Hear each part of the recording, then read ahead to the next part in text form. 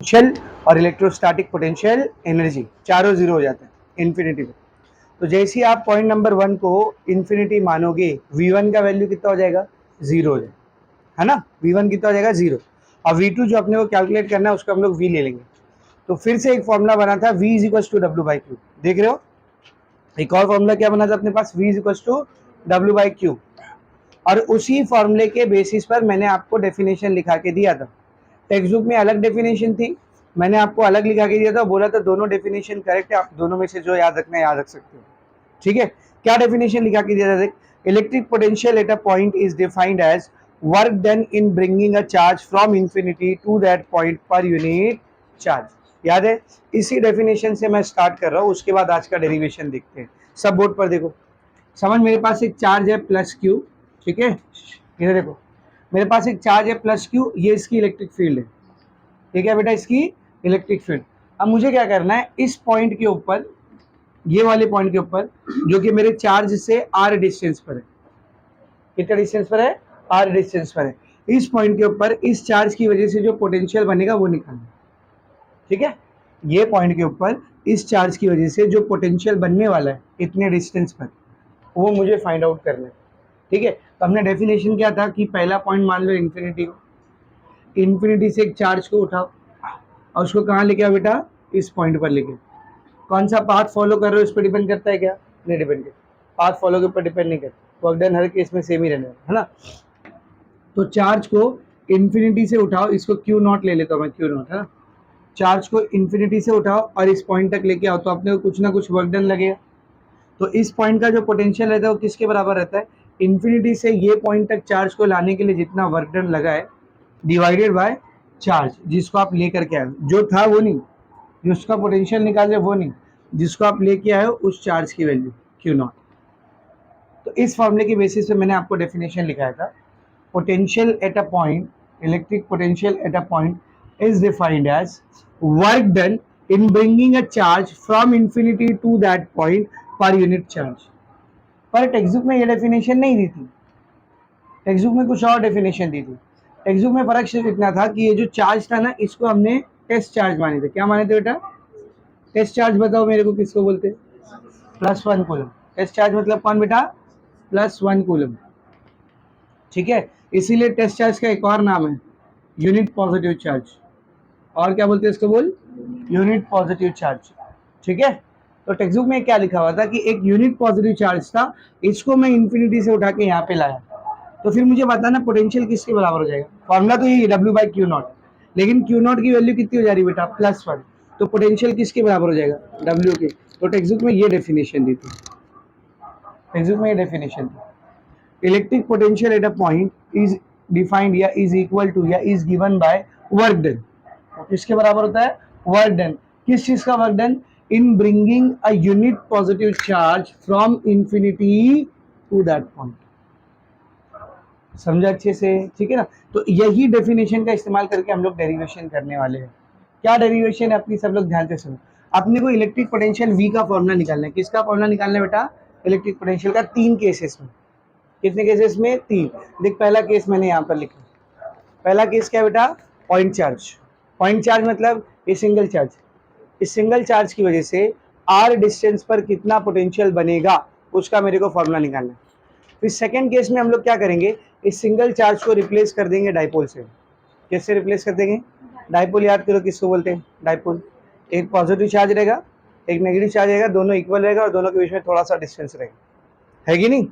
तो इस single charge को किससे रिप्लेस कर देंगे हम लोग, डाइपोल। और फिर डाइपोल की वजह से आर डिस्टेंस पर कितना पोटेंशियल बनता है उसका फॉर्मूला निकालना है। और फिर तीसरे केस में हम लोग क्या करेंगे मालूम, सिस्टम ऑफ एन चार्जेस।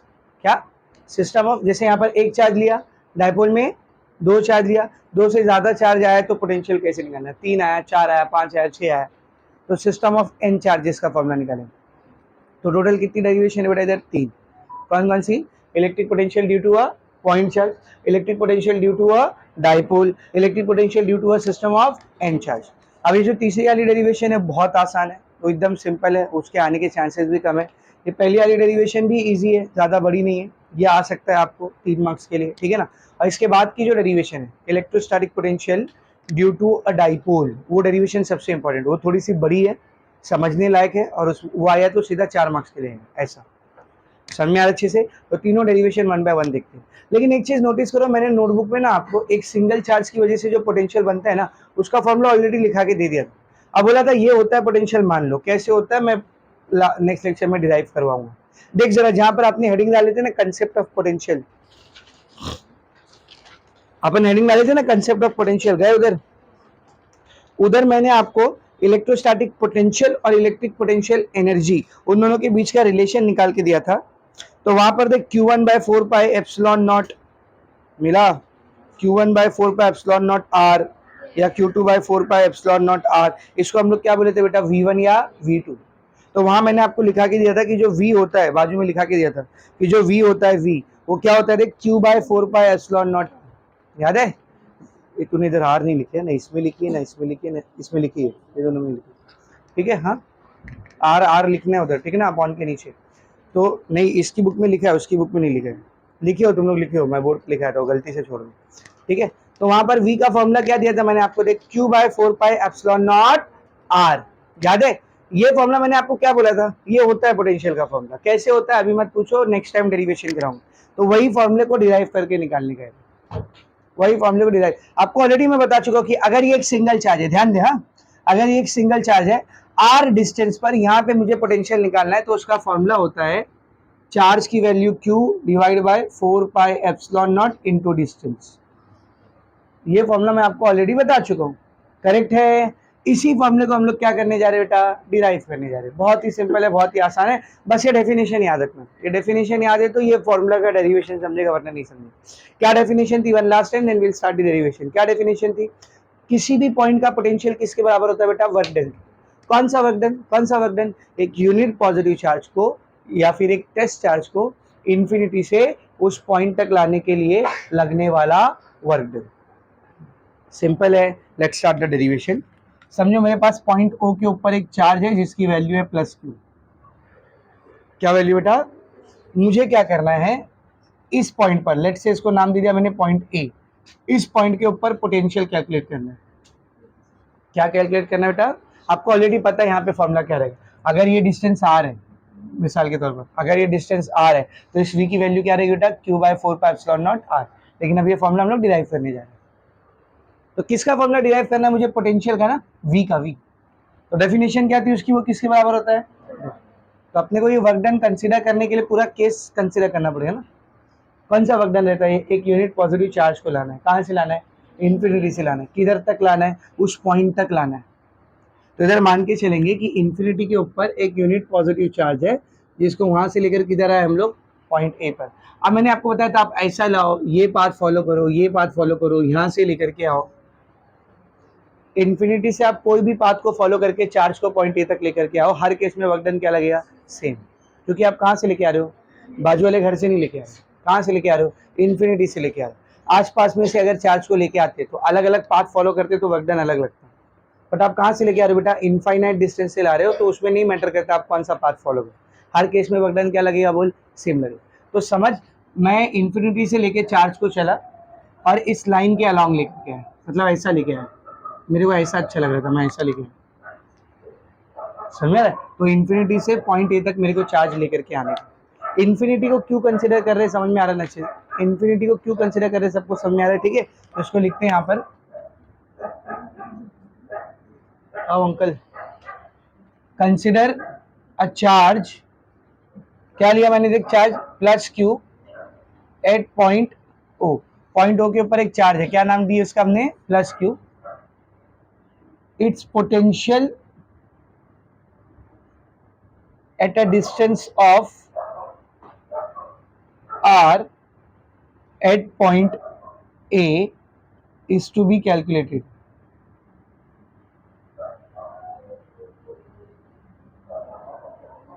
तो एक चार्ज Q को कंसीडर किया O पर, जिसका पोटेंशियल मुझे निकालना है R डिस्टेंस पर, कौन से पॉइंट पर, A पॉइंट। अब इसके लिए क्या करेंगे, consider a unit positive charge. कौन सा चार्ज बेटा, यूनिट पॉजिटिव चार्ज, जिसको हम लोग क्या बोलेंगे, बोल, Q0। A unit positive charge is brought brought from, कहां से रे, infinity two point A, infinity से आया, कहां तक आया बेटा, पॉइंट ए तक आया। Then according to definition of electric potential, according to definition of electric potential will be equal to, electric potential will be equal to work done, है ना, that is V is equals to W। मैं फिर बोल रहा हूँ ये V is equals to W क्यों हुआ है बेटा, क्योंकि हम लोग कौन से चार्ज को लेके आ रहे हैं, बोल, यूनिट पॉजिटिव चार्ज को लेके आ रहे हैं। अदरवाइज V का formula V is equals to W नहीं होता, V का फॉर्मूला क्या होता है, बोल, W by Q। आपने यूनिट पॉजिटिव चार्ज को लेकर आए हो, Q की वैल्यू 1 हुई है, इसीलिए V W के बराबर है, वरना पता चला न्यूमेरिकल में फॉर्मूला यूज करके बैठ रहे, V is equals to W। ये फॉर्मूला नहीं होता है V का फॉर्मूला क्या होता है, बोल, W by Q। इधर Q किस लिए गायब हो गया है, क्योंकि उसकी वैल्यू क्या बेटा, 1 है। समझ में आ रहा अच्छे से, तो इसको मैं बोलता है इक्वेशन नंबर 1। इसको क्या बोलते थे बेटा, इक्वेशन नंबर 1। अब एकदम सिंपल है, W निकालो, जहां से जहां तक चार्ज को लाने में कितना वर्क डन लग रहा है वो निकाल लो। वर्क डन आ गया, किसके बराबर हो जाएगा, वो V के बराबर हो। सिंपल, यहां से यहां तक आने के लिए चार्ज को जितना वर्क डन लगेगा वो वर्क डन निकाल लो, और अपने को क्या मिल जाएगा, बोल, V मिल जाएगा, इक्वेशन नंबर 1 में रख के। अब वर्क डन कैसे निकालू सर, इतना बड़ा पाथ है, इन्फिनिटी से लेकर A तक, कोई मसला नहीं, इस पूरे पाथ के बीच में कोई भी एक छोटा सा पाथ कंसिडर कर लो, उसमें जो वर्क डन लगेगा वो कैसे लगेगा, छोटा सा लगेगा। तो टोटल वर्क डन कैसे निकालोगे, इंटीग्रेट करके। अब तो आप एक्सपर्ट हो गए ये काम में, बार बार करके हम लोग एक्सपर्ट हो चुके हैं इस काम में। तो मैं क्या करता हूँ, इस पूरे पाथ में कहीं तो भी एक पॉइंट मान लेता हूँ, जिसका नाम रख देता हूँ M। क्या नाम रख देता है, बोल, M। अब ये M आपके पॉइंट O से कुछ ना कुछ डिस्टेंस पर होगा, तो लेट से M जो है वो पॉइंट O से X डिस्टेंस पर है। कितने डिस्टेंस पर है बेटा, X डिस्टेंस पर है। तो यहाँ पर मैंने चार्ज को इन्फिनिटी से लेके आ रहा था, तो यहाँ पर मैंने चार्ज को बीच में कंसिडर किया, रोका, बोला भाई रुक जरा थोड़ा इधर, ठीक है ना। अब मुझे बताना, ये यूनिट पॉजिटिव चार्ज है, कौन सा चार्ज है, यूनिट पॉजिटिव। ये कौन सा चार्ज है, क्या करेगा, उसको रिपेल करे, तो इसके ऊपर फोर्स लग रहा होगा, कौन से डायरेक्शन में, इस डायरेक्शन, क्या बोलेंगे इसको, इलेक्ट्रोस्टैटिक फोर्स। सही है, तो this is your electrostatic force. तो हम लोग यहाँ पर लिखेंगे, consider charge Q0 along its path, वो अपने रास्ते पे आ रहा था चुपचाप, उसके पाथ पे ही हमने चार्ज Q0 को कंसिडर किए, कौन से पॉइंट पर, एट अ पॉइंट M। कौन से पॉइंट पर बेटा, eight a point M, at distance of x from, at distance of x from O से कितने डिस्टेंस पर है बेटा, वो x डिस्टेंस, ठीक है ना। क्या लिखेंगे, देख, electrostatic force at this point will be, इस पॉइंट पर जो इलेक्ट्रोस्टैटिक फोर्स रहेगा उसकी क्या वैल्यू रहेगी।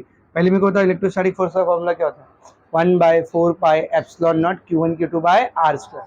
तो इधर ध्यान से देखना, 1/4 पाई एप्सिलॉन नॉट Q1 कौन है रे, Q2 कौन है रे, Q0, बोलना, Q2 कौन है रे, Q0 bye R square. R कितना है, दोनों के बीच में डिस्टेंस कितना है, दोनों के बीच में डिस्टेंस कितना है, x है। ये Q0 और प्लस Q के बीच में डिस्टेंस कितना है, x, तो इधर क्या करे, x स्क्वायर। ना यू टेल मी, Q0 लेने की जरूरत है क्या, कितना है Q0 का वैल्यू, 1। तो इसका ऐसा लिख सकता हूँ मैं, that is F is equals to 1/4 pi epsilon naught Q by x square. ये Q0 कहाँ चले गया, समझा ना, पढ़ने बैठेंगे घर पे, इसके पीछे ऐसा पागल मत हो जाना, ये कहाँ भाग गया। एक Q0 की वैल्यू कितनी बेटा, 1 है, 1 यूनिट, तो उसको डायरेक्ट हटा दिया हमने। चाहिए तो यहाँ लिख लेना, Q0 is equal to 1 coulomb, ठीक है। ये आ गया अपने को इलेक्ट्रोस्टैटिक फोर्स इस पॉइंट पर अपने को फोर्स नहीं निकालने का, अपने को क्या निकालने का, वर्क डन पिक्चर में कब तक नहीं आएगा, जब तक फोर्स के साथ साथ और क्या ना हो, डिस्प्लेसमेंट। फोर्स आ गया है, डिस्प्लेसमेंट भी कंसिडर कर लो, दोनों को मल्टीप्लाई कर लेंगे, क्या मिल जाएगा, वर्क डन में। तो समझो मैंने इस पॉइंट से चार्ज Q0 को बहुत छोटा सा डिस्प्लेसमेंट दिया, बहुत छोटा सा मतलब कितना सर, dx डिस्प्लेसमेंट दिया। कितना डिस्प्लेसमेंट दिया, बोल, dx, और इसको पॉइंट M से लेकर के आया पॉइंट N पर। ठीक है ना। तो क्या लिखेंगे इधर, let the charge is given very small displacement, कौन सा बेटा, dx from m to n, from point m to n. Work done will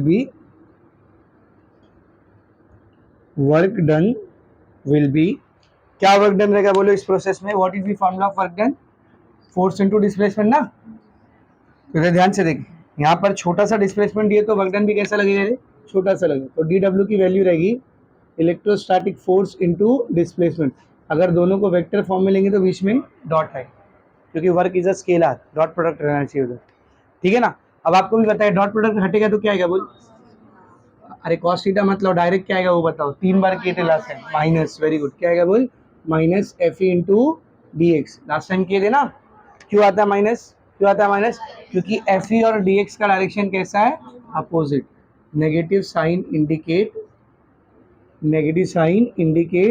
F E and D X are opposite in, बोलो, अपोजिट इन डायरेक्शन, ठीक, यहाँ तक ठीक है बेटा। एफ ई की जगह उसकी वैल्यू रख दे, what is the value of F E, 1/4 pi epsilon naught Q by x square. तो डी डब्ल्यू is equal to minus 1/4 pi epsilon naught Q by x square into d x. ये आ गया मेरे को डी डब्ल्यू, और मुझे D W निकालना था, मुझे टोटल डब्ल्यू निकालना था, कहाँ से लेकर कहाँ तक, चार्ज को इन्फिनिटी से पॉइंट ए तक लाने के लिए। तो कैसे निकालेंगे देखो सब लोग, therefore work done in bringing the charge from infinity to point A, infinity से पॉइंट ए तक चार्ज को लाने के लिए जो वर्क डन लगेगा, बड़ा वाला W, वो इस छोटे वाले W का क्या रहेगा बेटा, इंटीग्रेट। मेरे को एक बात बताना, ये छोटे वाले W में वेरिएबल कौन है, किसके रिस्पेक्ट से इंटीग्रेट कर रहे हैं, जो D के साथ होता है उसके रिस्पेक्ट से कर रहे हैं, यानी किसके रिस्पेक्ट से, X के रिस्पेक्ट से। अब पहला पॉइंट अपना कौन सा बेटा, इन्फिनिटी है, दूसरा पॉइंट अपना कौन सा है, A। तो जब आप इन्फिनिटी पे रहोगे तो ये X की वैल्यू भी कितनी हो जाएगी, इन्फिनिटी, तो ये इन्फिनिटी से शुरू हो रहा है। और जब आप a पर आ जाओगे तो ये x की वैल्यू कितनी हो जाएगी, a के लिए r, मतलब आप इंटीग्रेट कहाँ से कहाँ तक कर रहे हो, इन्फिनिटी से r तक। कैसे पहचाना, लिमिट समझ में आ रहा है भाई, इस पॉइंट के लिए x की वैल्यू बढ़कर इनफाइनाइट हो जाएगी, और इस पॉइंट के लिए x की वैल्यू घटकर r के बराबर हो जाएगी। तो इन्फिनिटी से r तक इंटीग्रेट कर रहा हूँ, वैल्यू पुट करेंगे इधर, w is equals to integration infinity to r, dw कितना है, minus 1/4 pi epsilon naught Q by x square into dx। ये minus 1/4 pi epsilon naught Q, ये पूरा कांस्टेंट है, बाहर आएगा, Q by 4 pi epsilon naught, integration infinity to r, क्या बचा अंदर, एक्स स्क्वायर, ये अपॉन के नीचे एक्स स्क्वायर है ना, ऊपर जाएगा तो X raise to minus 2 dx। Tell me what is the integration of X raise to n, बोलो, X raise to n plus 1 by n plus 1, क्या हो जाएगा ये, minus Q by 4 pi epsilon naught X raise to minus 2 plus 1 by minus 2 plus 1, lower limit infinity, upper limit r, minus Q by 4 pi epsilon naught X raise to minus 2 plus 1 minus 1 divide by minus 2 plus 1 minus 1 infinity to r। सही है, इसको ऐसा लिख सकते हो, minus Q by 4 pi epsilon naught, ये X raise to minus नीचे गया तो एक्स रेज टू प्लस 1, और ये माइनस को इधर लिखूँ या ऊपर लिखूँ, चलेगा ना, इन्फिनिटी टू r। बेटा ये माइनस क्या हो जाएगा बोल, प्लस हो जाएगा। तो W इज इक्वल टू ये माइनस प्लस हो गया, Q by 4 pi epsilon naught bracket 1 by x infinity to r। अब लिमिट अप्लाई करते हैं, कैसे अप्लाई करते हैं लिमिट बोल, पहले x की अपर लिमिट फिर लोअर लिमिट, बीच में minus, Q by 4 pi epsilon naught 1 by r 1 by infinity, पहले अपर लिमिट रखे फिर लोअर लिमिट रखे, बीच में माइनस, एनीथिंग अपॉन इन्फिनिटी 0, तो ये तो 0 हो जाएगा, क्या बचेगा, Q by 4 pi epsilon naught 1 by 1 by infinity 0 हो गया ना, ठीक है। तो W की वैल्यू क्या आ रही थी, Q वन जा Q, 4 pi epsilon not into R, 4 pi epsilon naught R। From equation number 1 V की वैल्यू किसके बराबर थी, तो V भी कितना हो गया बोल, Q by 4 pi epsilon naught, आया फॉर्मूला, आया सेम फॉर्मूला, हो गया, डेरिवेशन खत्म, समझा अच्छे से। अच्छा, इस फॉर्मूले को आप ऐसा भी लिख सकते हो, इसी फॉर्मूले को आप ऐसा भी लिख सकते हो, v is equal to 1/4πε0 q by r। कौन सा वाला लिखना ज़्यादा सेफ है बताओ, न्यूमेरिकल के पॉइंट ऑफ व्यू से? न्यूमेरिकल के पॉइंट ऑफ व्यू से ये वाला ज़्यादा सेफ है।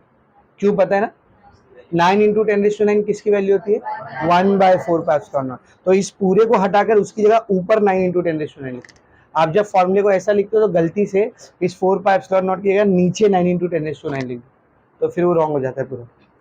तो ये वाला लिखोगे तो ज़्यादा सेफ रहेगा, क्योंकि इसमें आपको याद रहेगा इस पूरे को हटा के ऊपर 9 इंटू 10⁻⁹ लिखना, समझा? और फिर जो भी क्यू की वैल्यू थी, जो भी आर की वैल्यू थी। Very much clear.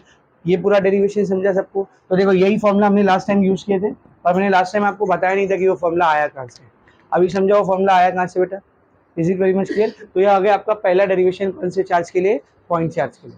अब सेम अपने को करने का डाइपोल के लिए, अब उसका डेरिवेशन और बड़ा है, 4 मार्क्स का डेरिवेशन है, लेकिन उससे पहले इसके ऊपर आपको एक न्यूमेरिकल दिया है, वो सॉल्व करते हैं। छोटू सा न्यूमेरिकल एकदम, ठीक है?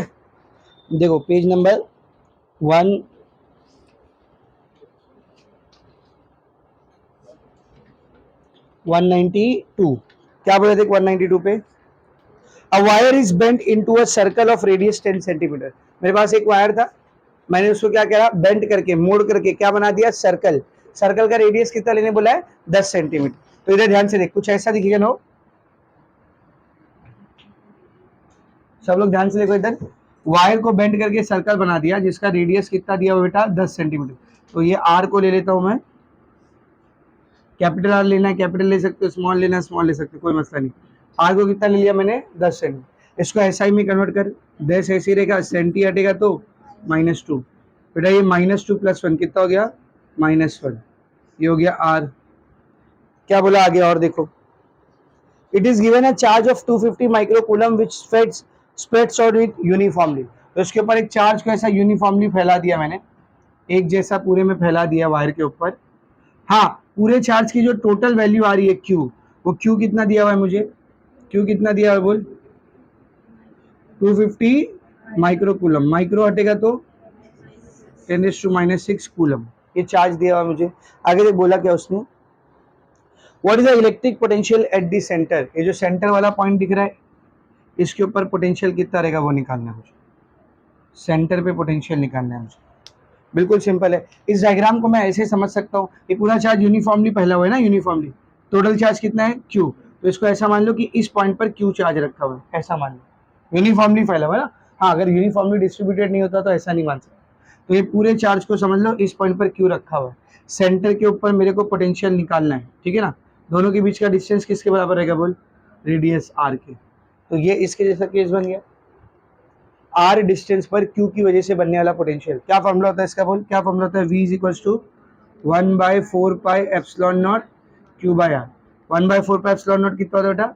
9 इंटू 10⁻⁹। ये देखिए, ये करने, वरना तुम लोग इसको अपॉन के नीचे लिख देते, ठीक है?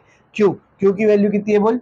250 into 10⁻⁻6 divided by R. R कितना है? 10⁻⁻4।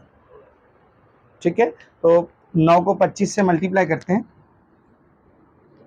9 5 जा 45 का 5 कैरी गया 4, 9 2 जा 18, 18 और 4 22, ठीक है ना? ये 225 हो गया, ये 9 और ये 1 0, कितना हो गया? 10।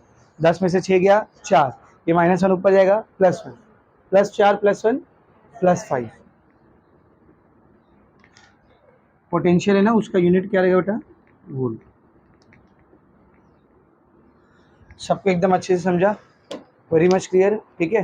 राइट इट डाउन, लिखो ये पूरा।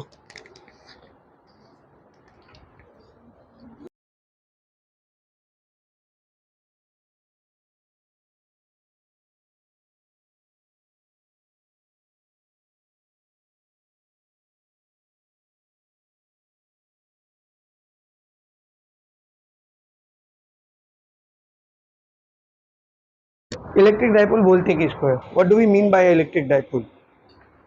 To equal and opposite charge, दो चार्ज होना चाहिए, इक्वल होना चाहिए, और कैसा होना चाहिए? अपोजिट, यानी अगर एक पॉजिटिव है तो दूसरा नेगेटिव होना चाहिए। Separated by a finite distance, दोनों के बीच में क्या रहेगा बेटा? फाइनाइट डिस्टेंस मतलब कुछ तो भी डिस्टेंस रहेगा, ऐसा नहीं कि डिस्टेंस बिल्कुल है ही नहीं, नहीं, कुछ तो भी डिस्टेंस रहेगा। मैं ऐसा क्यों बोल रहा हूँ जरा समझ, इधर देखो प्लीज समझ। मेरे पास एक प्लस क्यू चार्ज है, एक माइनस क्यू चार्ज है, ये दोनों एक दूसरे की विसिनिटी में है। क्या करेंगे ये दोनों एक दूसरे के ऊपर? अट्रैक्शन का फोर्स लगाएंगे ना, ये इसके करीब जाने लगेगा, ये इसके करीब जाने लगेगा। इसका ये मतलब नहीं कि ये पॉजिटिव चार्ज है नेगेटिव चार्ज है, दोनों एक दूसरे के करीब आ ऐसा टच हो गए, ऐसा एक बन गए, नहीं। ये एक दूसरे के करीब आएंगे लेकिन दोनों के बीच में बहुत नेग्लिजिबल सा लेकिन एक फाइनाइट डिस्टेंस रहेगा, बहुत छोटा सा लेकिन रहेगा। काफी करीब आ जाएंगे ये दोनों चार्ज एक दूसरे के, लेकिन थोड़ा सा डिस्टेंस दोनों के बीच में रहेगा। समझ में आ रहा है? तो दो इक्वल चार्ज है मेरे पास और अपोजिट है, वैल्यू सेम, साइन अपोजिट, एक पॉजिटिव तो एक नेगेटिव, और दोनों के बीच में कैसा डिस्टेंस है बेटा? थोड़ा बहुत फाइनाइट डिस्टेंस है। तो इसको हम लोग कहते हैं डाइपोल। इसको हम लोग क्या कहते हैं बोल? डाइपोल। इधर ध्यान से देख, two equal and opposite charges separated by a finite distance। तो दो इक्वल एंड अपोजिट चार्ज है, दोनों को एक फाइनाइट डिस्टेंस से सेपरेट किया है, तो ये जो बनता है इसको हम लोग क्या कहते हैं बेटा? डाइपोल। अब देखिए डिस्टेंस बहुत छोटा होता है, लेकिन डायग्राम बनाते वक्त हम लोग इतना छोटा दिखाएंगे क्या? तो फिर डायग्राम बनाने में प्रॉब्लम होगी ना, तो हम लोग थोड़ा बड़ा करके दिखाते हैं, लेकिन आपको पता होना चाहिए डिस्टेंस में असल में कैसा होता है बेटा? बहुत छोटा होता है। ठीक है ना? तो सब लोग बोर्ड पर देखो, समझ। ये मेरे पास एक प्लस क्यू चार्ज, ये मेरे पास एक माइनस क्यू चार्ज, दोनों के बीच में फाइनाइट डिस्टेंस है। कितना फाइनाइट डिस्टेंस है? तो बेटा दोनों के बीच में जो डिस्टेंस रहता है इसको 12 से दिखाते। किससे दिखाते बोल? ये 12 का नाम है डाइपोल लेंथ। क्या नाम है बोल? डाइपोल लेंथ, डाइपोल का लेंथ। और आपको पता होना चाहिए 12 इज वेरी वेरी स्मॉल, बहुत छोटा होता है 12। Very much clear. अब जरा ध्यान से देखो, इस डाइपोल में पॉजिटिव और नेगेटिव चार्ज को ज्वाइन करते हुए अगर मैं एक लाइन बना दूं, पॉजिटिव और नेगेटिव चार्ज को ऐसे ज्वाइन करते हुए एक लाइन बना दूं, तो जो लाइन बन के तैयार होती है इस लाइन को हम लोग डाइपोल एक्सिस कहते हैं। क्या कहते हैं बेटा बोल? डाइपोल। ये लाइन कहलाती है डाइपोल एक्सिस। अब पॉजिटिव और नेगेटिव चार्ज के बीच में डिस्टेंस कितना है? 12। इसका जो एग्जैक्ट सेंटर रहेगा, बिल्कुल बीचों बीच का पॉइंट, इसको समझो मैं पॉइंट ओ बोल देता हूँ। क्या बोलता है बेटा बोल? Point O. तो आप मुझे बताओ ये डिस्टेंस कितना रहेगा यहाँ से लेकर पॉइंट ओ तक का? एल। और ये वाला डिस्टेंस भी एल। ठीक है? तो जो ओ है ना, ओ, इसको हम लोग कहते हैं सेंटर ऑफ डाइपोल। क्या कहते हैं बोल? पूछो मत क्यों, है ना? क्या बोलते हैं इसको? Centre of dipole. अब एक चीज और, अगर मैं इस सेंटर ऑफ डाइपोल से पास होती हुई एक लाइन बनाऊं जो एक्सिस ऑफ डाइपोल को परपेंडिकुलर, एक्सिस ऑफ डाइपोल को क्या बेटा? परपेंडिकुलर। ये देख ऐसे सेंटर ऑफ डाइपोल से पास होनी चाहिए और एक्सिस ऑफ डाइपोल को क्या होना चाहिए बेटा? परपेंडिकुलर। तो ये जो लाइन बनती है इसको हम लोग कहते हैं इक्वेटोरियल लाइन। क्या कहते हैं बोल? इक्वेटोरियल,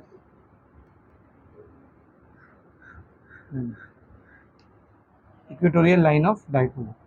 ठीक है?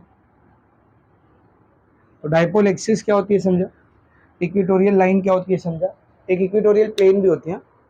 एक क्या होती है बोल? Equatorial plane. ये देख समझ, ये डाइपोल है, ये देखा, ये डाइपोल है, ये पॉजिटिव चार्ज, ये नेगेटिव चार्ज, ये 2L, और ये बीचों बीच में सेंटर है O। इक्वेटर कैसा बनेगा बोल? कैसा बनेगा इक्वेटर? इक्वेटोरियल लाइन कैसी बनेगी? ऐसी ना, परपेंडिकुलर, यहाँ से लेके यहाँ तक ऐसा पूरा ऊपर से नीचे तक। इसी इक्वेटर पे अगर आप लाइन की जगह पर एक प्लेन कंसिडर कर लो, क्या कंसिडर कर लो बेटा? एक प्लेन। एक ऐसा जी। तो इक्वेटोरियल लाइन की जगह मैंने अक्खी एक प्लेन कंसिडर कर लिया, देख रहे, सेंटर से पास होते हुए, तो इसको इक्वेटोरियल प्लेन बोलते हैं। इसको क्या बोलते बोल? अभी जब डाइपोल का डेरिवेशन करा हुआ ना तो ये प्लेन आएगी उसमें, आगे देखना, बहुत इंपॉर्टेंट कंसेप्ट है इसका इक्वेटोरियल प्लेन का, एमसीक्यू में कई बार पूछते हैं। तो इक्वेटोरियल प्लेन बोलते हैं कि इसको ऐसा 3D में इमेजिन करो। अगर यहाँ से सिर्फ एक लाइन पास हो रही होती तो इसको इक्वेटोरियल लाइन बोलते हैं, लेकिन एक अक्खी प्लेन पास हो रही है तो इसको क्या बोलेंगे हम लोग? Equatorial plane. समझा अच्छे से? आगे देखते हैं। अब अगर मुझे इस डाइपोल का स्ट्रेंथ फाइंड आउट करना है, क्या फाइंड आउट करना है बोल? Strength of the dipole. मतलब ये डाइपोल, डाइपोल कितना स्ट्रांग है कितना वीक है ये मुझे पता करना है, स्ट्रेंथ ऑफ डाइपोल। तो डाइपोल का स्ट्रेंथ निकालने के लिए हम लोग कैलकुलेट करते हैं इलेक्ट्रिक डाइपोल मोमेंट। क्या कैलकुलेट करते बेटा बोल, इलेक्ट्रिक डाइपोल मोमेंट, या शॉर्ट में आप उसको डाइपोल मोमेंट बोल सकते हो। इसको पी से दिखाते, किससे दिखाते बोल, पी से। कैसे निकाला जाता है सर स्ट्रेंथ ऑफ डाइपोल? बिल्कुल सिंपल है, इसका फॉर्मूला होता है P इज इक्वल्स टू, जो चार्ज है ना, चार्ज सर कौन सा, ये वाला कि ये वाला, अरे कोई भी ले, दोनों सेम है ना, दोनों कैसा है, इक्वल है, खाली अपोजिट साइन में वैल्यू दोनों की कैसी है, इक्वल है। तो जो चार्ज है उसकी वैल्यू, जो चार्ज है उसकी वैल्यू मल्टीप्लाई कर दो, किससे मल्टीप्लाई करना है सर, ये जो 12 दिख रहा है, 12 यहाँ से लेके यहाँ तक का लेंथ, इससे तो जो प्रोडक्ट आता है इसको हम लोग क्या कहते हैं बोले, इलेक्ट्रिक डाइपोल मोमेंट। तो charge into dipole length, charge into dipole length, very important formula, इसको क्या बोलते हैं हम लोग बोल, इलेक्ट्रिक डाइपोल मोमेंट। ठीक है, ऐसा यूनिट क्या है इसका, बोला ऐसा यूनिट क्या है, पहला क्या है इसमें, चार्ज ना, चार्ज के लिए कूलम, दूसरा क्या, लेंथ, लेंथ के लिए मीटर। तो ऐसा यूनिट क्या है बेटा इसका, कूलम मीटर। ऐसा यूनिट क्या है बोल, कूलम मीटर। एक कॉमन यूनिट भी है इसका,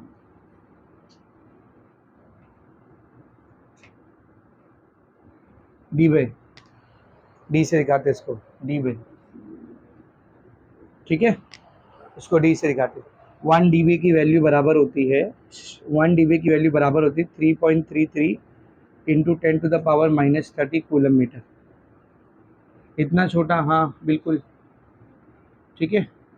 जो मॉलिक्यूल्स के अंदर डाइपोल रहेगा वो जाहिर सी बात है बहुत वीक रहेगा, बहुत छोटा रहेगा, है ना, तो उसको इस यूनिट में नापते, डीबी में नापते, उसको कूलम मीटर में नहीं, ये सेंटीमीटर नहीं है, ये कूलम मीटर है, ठीक है ना, तो उसको सेंटीमीटर समझोगे तुम लोग, ठीक है।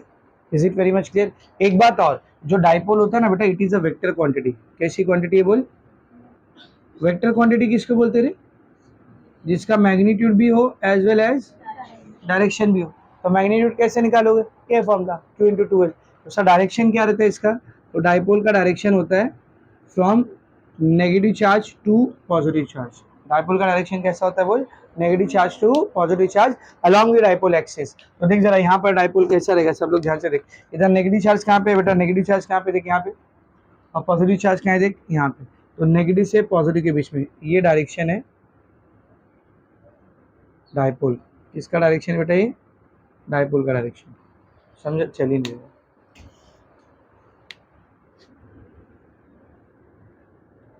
So this is the direction of dipole. तो ये आपका 11 का पूरा डाइपोल रिवाइज हो गया। अब क्या करना है मालूम अपने को, एक डाइपोल दिया हुआ है, उसकी वजह से आर डिस्टेंस पर बनने वाले पोटेंशियल को निकालना। जैसे अभी सिंगल चार्ज था तो उसकी वजह से आर डिस्टेंस पे कितना पोटेंशियल बन रहा है वो निकाले। अब एक डाइपोल दिया हुआ है, उसकी वजह से आर डिस्टेंस पे बनने वाले पोटेंशियल की वैल्यू निकाले। सबको समझा अच्छे से, पूरा डाइपोल रिवाइज हो गया, ठीक है। अब जो डेरिवेशन हम लोग करने जा रहे हैं ना, उसमें थोड़ा सा एक मैथ्स का कंसेप्ट यूज होगा, बाइनोमियल एक्सपेंशन। याद है बाइनोमियल एक्सपेंशन किसको बोलते हैं, a plus B raise to N, इस टाइप के जितने भी फॉर्मूले होते हैं ना, उसको ओपन करने के लिए जो एक्सपेंशन यूज होता है उसको बाइनोमियल एक्सपेंशन बोलते हैं। जैसे a plus B the whole square का फॉर्मूला पता है आपको, A square plus 2ab plus B square, पता है ना। कभी सोचिए ये आया कहाँ से, ये बाइनोमियल एक्सपेंशन से है। कहाँ से आया बोल, binomial expansion. a plus B the whole square, a plus B the whole cube, a plus B raise to power 4, a plus B raise to power 5, कुछ भी निकाल सकते हो आप इसकी मदद से। तो बाइनोमियल एक्सपेंशन कई सारे टाइप के हैं, यहाँ पर मैं आपको जो पढ़ा रहा हूँ वो है 1 plus X raise to N. क्या है बेटा बोल, 1 plus X raise to N. तो 1 plus X raise to N का बाइनोमियल एक्सपेंशन क्या होता है, सब लोग ध्यान से देख, 1 plus X raise to N का बाइनोमियल एक्सपेंशन क्या होता है। इसमें सबसे पहले आएगा 1, सबसे पहले क्या आएगा बोल 1, फिर आएगा प्लस एन इंटू एक्स, क्या आएगा बोल एन इंटू एक्स, सबसे पहले 1, फिर एन इंटू एक्स, फिर N, N minus 1 upon 2 factorial into X square. N की जगह पर क्या आ गया, एन और एन माइनस 1 आ गया, नीचे 2 फैक्टोरियल, और एक्स की जगह पर क्या आ गया, एक्स स्क्वायर, फिर N, N minus 1, N minus 2 upon 2 की जगह 3 फैक्टोरियल, एक्स स्क्वायर की जगह एक्स क्यूब, फिर आगे क्या आ गया बोल, plus N, N minus 1, N minus 2, N minus 3 upon 4 factorial into X का पावर 4। कहाँ तक चलते रहेगा ये, जहां तक आप लेके जा सकते हैं, समझ रहे, ये होता है बाइनोमियल एक्सपेंशन। तो सर इससे फॉर्मूला खोलेंगे तो उसमें तो इनफाइनाइट नंबर ऑफ टर्म्स आएंगे, नहीं बेटा, होता क्या हमारे मसल में, जब आप इसको आगे आगे आगे लेके जाते रहते हो ना, तो कोई एक पॉइंट ऐसा आता है जहाँ से वैल्यू 0.00000 आने लगती है, 0.0000001, तो उसको लिखना जरूरी है। वहाँ से वहाँ से लेकर आगे के सारे टर्म्स को हम लोग क्या कर देते हैं, नेग्लेक्ट कर देते, इग्नोर मार, नहीं लेने की जरूरत होती। अब आपको एक फन फैक्ट बताऊं, अगर ये जो x है ना, x, if this is very small, if x is very small with respect to n, with respect to n, मतलब बोलना क्या चाहते हो सर, ये x की वैल्यू काफी छोटी है, किससे कंपेयर करोगे तो n से कंपेयर करोगे, ये x n से काफी छोटा है, ठीक है ना। तो सिर्फ और सिर्फ हम लोग ओनली x का पावर 1 कंसिडर करते हैं, x first order of x, first order of x, first order of x मतलब जहां पर x का पावर 1 आ रहा है ना, वहां तक का टर्म ही कंसिडर करते हैं। जहां से x square, x cube, x3, x3 ये सब आएगा, उसको क्या करेंगे, इग्नोर। भाई जाहिर सी बात है, 0.002 का स्क्वायर करो, क्या आएगा बोल, 0.12345 और छोटा हो जाएगा, और क्यूब और ज्यादा छोटा हो जाएगा। तो जो हायर पावर्स रहेंगे उसको हम लोग क्या कर सकते हैं, नेग्लेक्ट कर सकते हैं। अगर x की वैल्यू n से काफी छोटी है तो हम लोग only first order of x is considered in neglecting higher order of x, x के हायर ऑर्डर को क्या कर सकते हैं हम लोग, नेग्लेक्ट कर सकते हैं। हायर ऑर्डर समझा ना रे, हायर ऑर्डर मतलब कौन, हायर ऑर्डर मतलब कौन, x square, x cube, x⁴ etcetera, ये सब नेग्लेक्ट कर दो। तब बताइए फॉर्मूला क्या बन जाएगा, 1 प्लस एन एक्स, ये पावर 1 है ना, ये लिखोगे क्या, इग्नोर ये। तो आपको ये काफी अजीब लग रहा होगा, लेकिन ये प्यारा लग रहा होगा, है ना। तो 1 plus X raise to N की वैल्यू क्या होती है, बोल 1 प्लस एन एक्स, कब कब, जब x का वैल्यू n से काफी छोटा, तो हम लोग हायर ऑर्डर्स को क्या कर सकते हैं, नेग्लेक्ट कर सकते हैं। ये बाइनोमियल एक्सपांशन का थोड़ा सा फंडा है जो मैथ्स में है। ये दोनों समझा अच्छे से, ये दोनों समझा तो अभी डेरिवेशन स्टार्ट, इसको लिखो फटाक से। ये आपके 12th का टॉपिक नहीं है, दोनों में से कुछ भी, ये 11th का है पूरा और ये मैथ्स का है, समझा अच्छे से। अभी 12th का डेरिवेशन स्टार्ट करेंगे।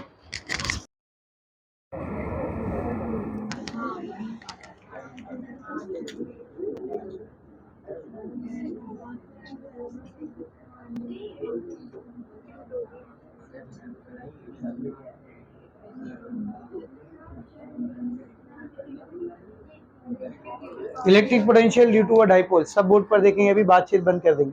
Electric potential due to a dipole, तो अब सिंगल चार्ज की जगह हमारे पास दो इक्वल एंड अपोजिट चार्जेस है, उनकी वजह से कितना पोटेंशियल बनेगा वो अपने को निकालना है, ठीक है। तो डायग्राम बनाते इधर देखो, let's say this is plus Q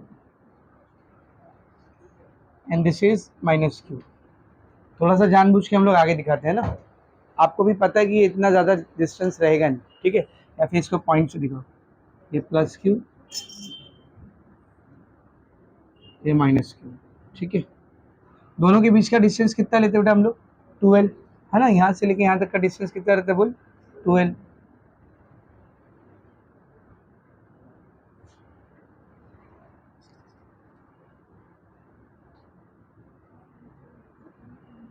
ठीक है, बीचों बीच में यहाँ पर क्या रहेगा बोल, सेंटर, ये डिस्टेंस L, ये डिस्टेंस भी L, करेक्ट है, ठीक है। अब मेरे को क्या करना है, किसी एक पॉइंट के ऊपर इलेक्ट्रिक पोटेंशियल निकालना है। अब वो पॉइंट R डिस्टेंस पर है, डाइपोल से कितने डिस्टेंस पर है, R। अब क्वेश्चन ये उठता है कि वो R को आप नापोगे कहाँ से, जब सिंगल चार्ज था तो उसी से R नाप लेते थे, इधर दो दो चार्ज है तो R डिस्टेंस नापेंगे कहाँ से। तो बेटा डाइपोल के अंदर जो रेफरेंस पॉइंट होता है ना, जो ओरिजिन पॉइंट होता है, वो उसके सेंटर को माना जाता है। इसको माना जाता है बोल, सेंटर को।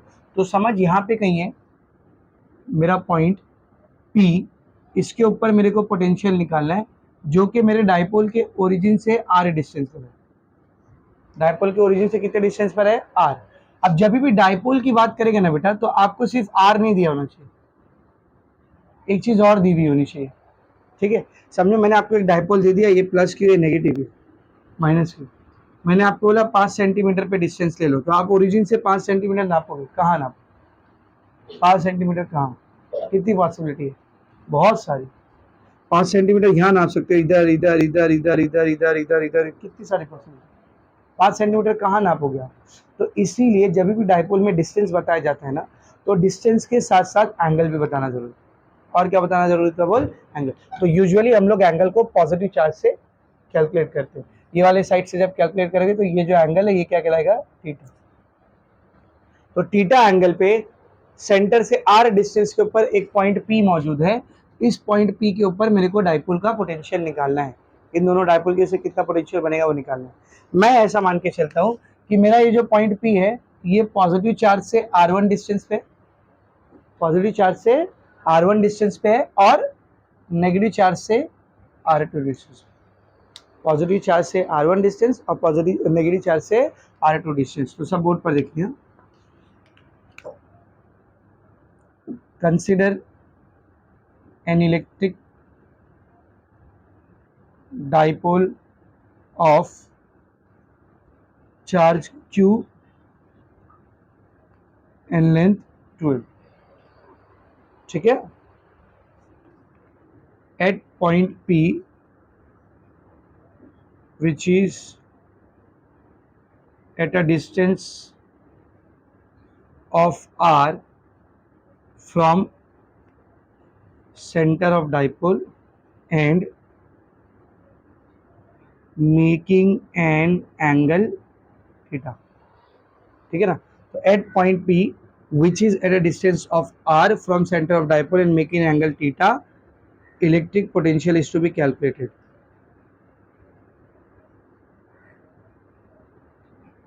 is to be calculated या is to be found वगैरह को।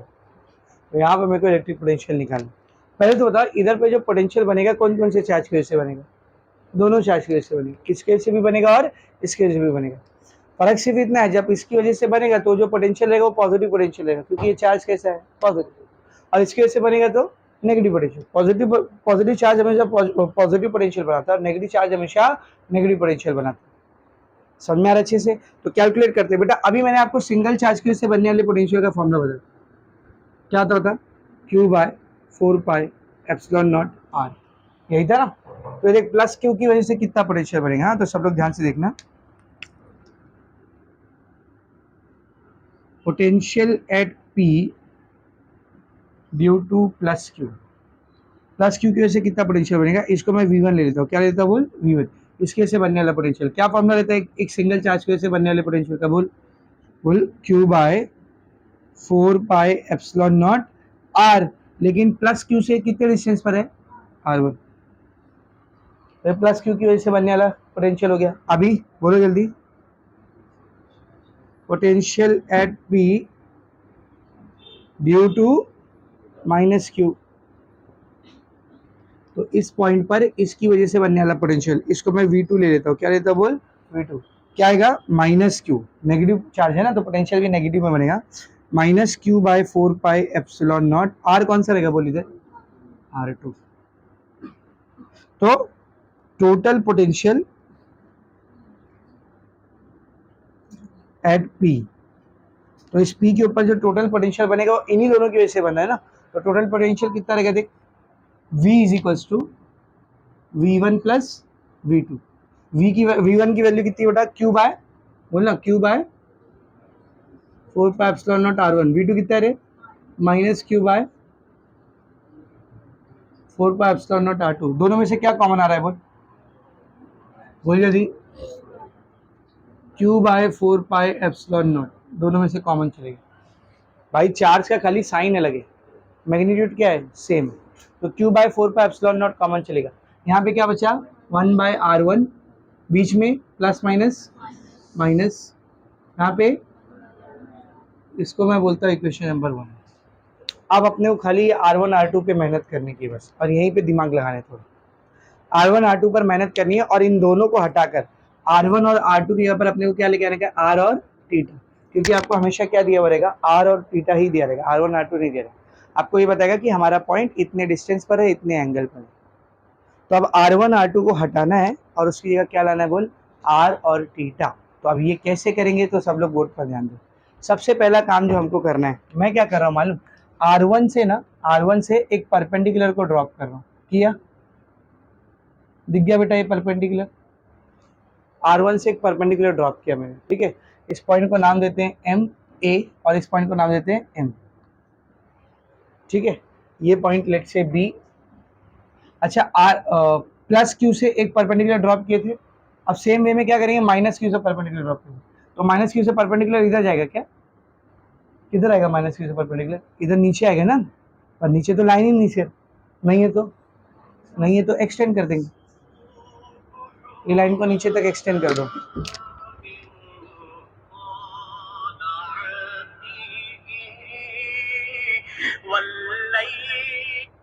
+8800, ये क्या कोड है रे, +88, क्या मजाक कर रहे हैं। My name is Khan, I am not a terrorist. इधर देखो, इसको आगे एक्सटेंड करेंगे बेटा, ऐसा इसको आगे एक्सटेंड करेंगे, ठीक है, और फिर पॉइंट बी से या माइनस क्यू से यहाँ पर एक परपेंडिकुलर ड्रॉप करेंगे। इस पॉइंट को मैं नाम देता हूँ एन। सही है, यहाँ तक समझा, डायग्राम में कुछ गंदगी तो नहीं हो रही ना, सबको समझ में आया बेटा अच्छे से। अब जरा ध्यान से देखना, ये जो ट्रायंगल बन रहा है कौन सा, in triangle O A M, O A M, ठीक है। इस ट्रायंगल में सब लोग ध्यान से देखना बेटा, अगर मैं साइन थीटा लगा दूं, साइन थीटा क्या होता है, sine theta opposite upon hypotenuse, opposite किसका, थीटा का ना, थीटा कौन है, ये ना थीटा, तो इसके अपोजिट में कौन है रे, ए एम। हाइपोटेन्यूज कौन होता है, 90 के सामने, 90 के सामने ये है ना 90, 90 के सामने क्या देख, एल है, डायरेक्ट लिखो एल चलेगा। तो ए एम की वैल्यू कितनी आ गई बोल, L sine theta, A M कितना आ गया रे, एल साइन, तो ये मिल गया मेरे को एल साइन थीटा। देखते जा, अभी मैं डायग्राम को थोड़ा सा खतरनाक बना रहा हूँ धीरे धीरे, एल साइन थीटा मिल गया मेरे को ये, ठीक है। आगे बढ़, इसी डायग्राम में, इसी ट्रायंगल में कॉस थीटा लगा, कॉस थीटा क्या होता है, एडजेसेंट और हाइपोटेन्यूज, थीटा का एडजेसेंट कौन है रे, एमओ है ना, या फिर ओ एम, हाइपोटेन्यूज कौन है, एल, तो ओ एम कितना हो गया रे, एल कॉस थीटा।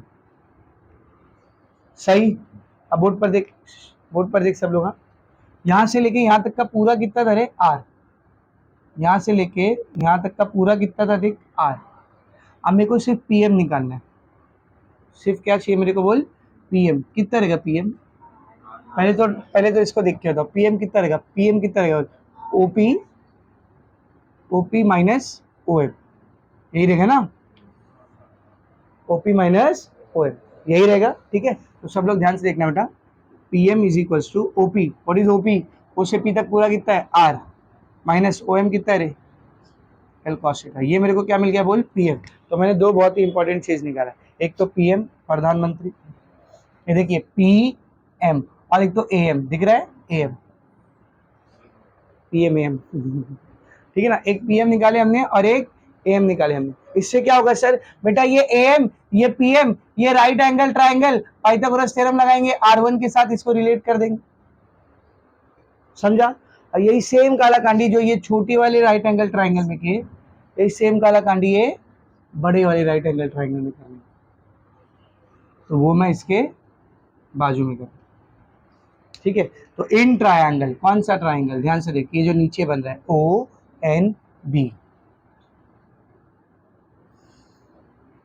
ठीक है। तो in triangle O N B, in triangle O N B सबसे पहले साइन थीटा लगाते, सर इधर तो थीटा है ही नहीं, नहीं है क्या, ये थीटा है ना रे, ये एक्स दिख रहा है, तो ये भी कितना रहेगा, कॉमन सेंस होना चाहिए, तो थीटा भी दिखेगा आपको, समझ रहे। साइन थीटा का formula opposite upon hypotenuse, theta के अपोजिट में कौन है, थीटा के अपोजिट में कौन है, एन बी, और हाइपोटेन्यूज 90 के सामने ये कौन है रे, एल, वेरी गुड। तो एन बी कितना हो गया बेटा बोल, एन बी हो गया एल साइन थीटा। तो पहली इंपॉर्टेंट चीज आ गई मेरे को ये एन बी। अब दूसरी इंपॉर्टेंट चीज ये रहेगी पी एन, लेकिन पी एन निकालने के लिए पहले क्या निकालना पड़ेगा, ओ एन। तो इसी डायग्राम में कॉस थीटा लगा, what is the formula of cos theta, adjacent upon hypotenuse, theta का एडजेसेंट कौन है बोल, ओ एन, थीटा का एडजेसेंट कौन है, ओ एन, और हाइपोटेन्यूज 90 के सामने कौन है, एल, तो ओ एन कितना रहेगा बोल, एल कॉस थीटा, ये ओ एन आ गया।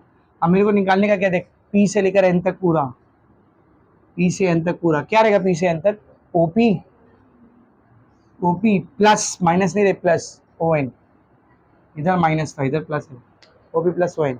तो देख जरा पी एन कितना रहेगा फिर, OP, what is OP? R, और वो इन कितना है रे? L cos theta.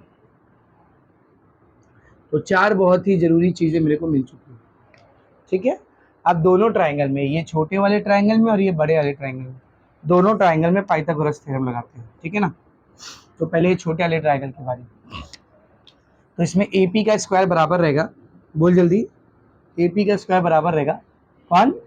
AM का स्क्वायर प्लस PM का स्क्वायर, सही है। AP का स्क्वायर बराबर रहेगा AM का स्क्वायर प्लस PM का स्क्वायर। AP कौन है रे? R1, तो ये हो गया R1 स्क्वायर। AM कौन है? AM कौन है? L square sine square theta, सही है। PM कौन है? PM R minus L cos theta the whole square. तो ये हो गया AM का स्क्वायर, ये हो गया PM का स्क्वायर। R1 स्क्वायर को ऐसे रहने दो, R1 स्क्वायर को ऐसे रहने दो, L square sine square theta को भी ऐसे रहने दो। इधर क्या लगेगा? A minus B the whole square. क्या होता है minus B the whole square? A square minus 2AB plus A square minus 2AB plus B square. A minus B the whole square लगा रहे ना, तो क्या कहते हैं? A स्क्वायर, A बोले तो कौन? R square minus 2 into R into L into cos theta, 2RL cos theta plus B square, B कौन है रे? L cos theta, L square cos square theta. तो देख जरा R1 स्क्वायर क्या बनेगा, सब लोग ध्यान से देखना। ये L स्क्वायर को ऐसे रहने दे, यहाँ पे भी तो L स्क्वायर है ना, तो दोनों का L स्क्वायर कॉमन, क्या बचा अंदर? Sign square theta plus cos square theta, है ना। आगे क्या बचा? Plus R square minus 2RL cos theta. यहाँ तक ठीक है। What is the value of sine square theta plus cos square theta? 1। तो R1 स्क्वायर क्या बन रहा है फिर बोल? L स्क्वायर, ये 1 नहीं भी लिखा तो भी चलेगा, R square minus 2RL cos theta. तुम्हारे टेक्स्ट बुक में ये वाले स्टेप के बाद यहाँ से लेके यहाँ तक बच्चा समझ लेगा खुद से, इतना दिमाग है उसके बाद डायरेक्ट ये दिया। देख, R1 square is equal to L square plus R square minus 2RL cos theta, कहाँ से आया वो समझा? ये पूरा स्किप किया उसने टेक्स्ट बुक में, कि वो आपको खुद से समझ के लेना, ठीक है। तो R1 का स्क्वायर क्या होता है बोल? L square plus R square minus 2RL cos theta, कहाँ से होता है वो आपने देख लिया। अब मैं क्या कर रहा हूँ, सब लोग ध्यान से देखें, यहाँ सब बोर्ड पर ध्यान से देखिए बेटा। इन सब में से ना R स्क्वायर को कॉमन निकाल लो। सर है भी नहीं, नहीं भी है तो निकाल, मैथ्स की यही तो खूबसूरती है, तो नहीं भी होता वो हम लोग कर ले। सब में से क्या कॉमन निकाला बोल? R square. तो देख जरा ये क्या बनेगा, सब लोग ध्यान से देखना, सब लोग ध्यान से देखना। इधर तो R स्क्वायर था ही नहीं, तो जो नहीं होता उसको कॉमन निकालते ना बेटा, जो नहीं होता उसको कॉमन निकालते ना, तो उसको डिवाइड कर देना। क्यों? देख, जब ये इससे मल्टीप्लाई करेगा ये आएगा, इसको इससे मल्टीप्लाई किया, R square cancel, L square हो जाए। हाँ, यहाँ पर था ना R स्क्वायर, बाहर चले गया तो 1। यहाँ पे था क्या R स्क्वायर? नहीं, R था सर, एक R था, तो यहाँ से एक R तो कॉमन गया है, एक एक्स्ट्रा क्या कॉमन लियो? R, एक एक्स्ट्रा R कॉमन हुआ है, तो अपॉन में क्या आएगा? एक ही R है, तो क्या कहेंगे? 2L, ये R बाहर चले गया ना, 2L cos theta by R। जब इसको इससे मल्टीप्लाई करोगे, R से स्क्वायर कटेगा, R बचेगा, 2RL कॉस थीटा। यहाँ तक समझा? यहाँ तक सबको समझ में आया? सिंस, सब लोग ध्यान से देखना, ये 12 की वैल्यू बहुत छोटी होती है, बहुत बड़ी होती है बोल? बहुत छोटी होती है कंपेयर टू R। तो 12 बहुत छोटा है R से, तो L और ज्यादा छोटा रहेगा, तो L की वैल्यू काफी काफी छोटी है, किससे? R से। Therefore L square by R square, L बहुत छोटा है R से, तो L स्क्वायर R स्क्वायर से बहुत बहुत बहुत बहुत बहुत छोटा हो जाएगा। तो एक बहुत छोटे नंबर को एक बहुत बड़े नंबर से डिवाइड कर रहे हो, तो आंसर 0.00000 यानी कि अप्रोक्सीमेटली 0 आएगा। तो हम लोग क्या लिखेंगे? L square by R square can be neglected. क्यों नेग्लेक्ट कर रहे समझ रहा है? क्यों नेग्लेक्ट कर रहे समझ में आ रहा है बेटा? क्योंकि एक बहुत छोटे नंबर को जब एक बहुत बड़े नंबर से डिवाइड करोगे तो आंसर 0 आएगा अप्रोक्सीमेटली, ठीक है ना। तो बचा क्या फिर बता, सब लोग बताएंगे बचा क्या बेटा? देख यहाँ पे R1 का square is equal to R1 का square is equal to R square,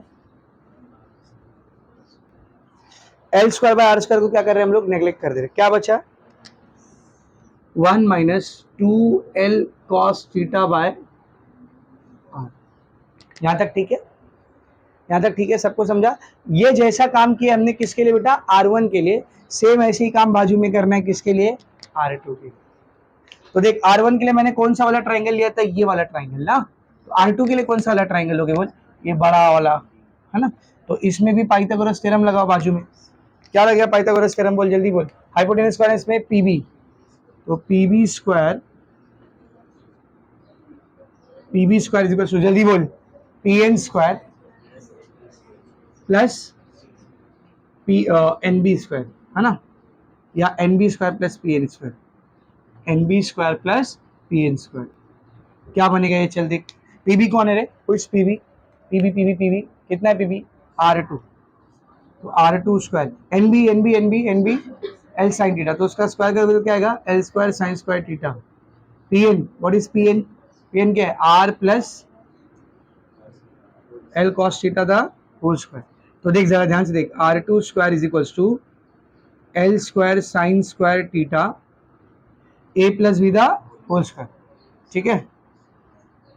A square plus 2 into A into B, 2RL cos theta plus B square, L square cos square theta, दोनों में से L स्क्वायर कॉमन, यहाँ बचा sin square theta, यहाँ बचा cos square theta. आगे बोल, आगे R स्क्वायर, आगे 2RL cos थीटा, इसकी वैल्यू 1, तो R2 स्क्वायर कितना आ रहा है, L square plus R square plus 2RL cos theta, तीनों में से क्या कॉमन निकालोगे, R स्क्वायर, नहीं भी आ रहा तो भी यहाँ क्या आ जाएगा, L square by R square, यहाँ पर बोलो plus 2L cos theta by R। फिर लिखेंगे सिंस L की वैल्यू काफ़ी छोटी है R से, देयरफॉर कौन नेग्लेक्टिंग बोल, L square by R square. तो R2 स्क्वायर क्या बचेगा बोल, R square bracket 1 plus 2L cos theta by R। तो ये R1 स्क्वायर की वैल्यू है और ये R2 स्क्वायर की वैल्यू। यहाँ तक सबको समझा रे, यहाँ तक सबको समझ में आया, कोई डाउट है तो पूछो। यहाँ तक सबको समझा। अब मेरे को इक्वेशन नंबर 1 में चाहिए क्या था, R1 स्क्वायर R2 स्क्वायर या R1 R2, बोल। R1 स्क्वायर R2 स्क्वायर चाहिए था या R1 R2, R1 R2 था।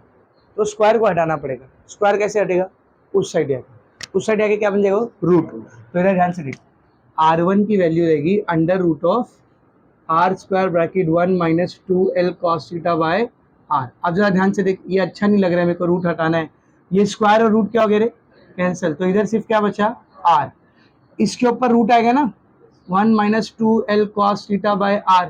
तो या तो बचकानी हरकत करो ऐसा रूट लिखो, या एडवांस हरकत करके यहाँ पर क्या लिख देंगे, हाफ, क्योंकि रूट का मतलब क्या होता है, पावर हाफ। रूट का मतलब क्या होता है बोल, पावर हाफ। अब ध्यान से देखिए क्या मिला मेरे को, R1। इक्वेशन नंबर 1 में भी मेरे को क्या चाहिए था, नहीं 1 बाय R1 चाहिए था। इक्वेशन 1 में क्या चाहिए था, 1 बाय R1, उल्टा कर दिया इसको, R1 का उल्टा 1 बाय R1, R का उल्टा 1 बाय R, इसका उल्टा ये नीचे चला जाएगा ना, ये नीचे जाएगा तो पावर हाफ से क्या जाएगा, वेरी गुड, ठीक है। ये मेरे को मिला 1 बाय R।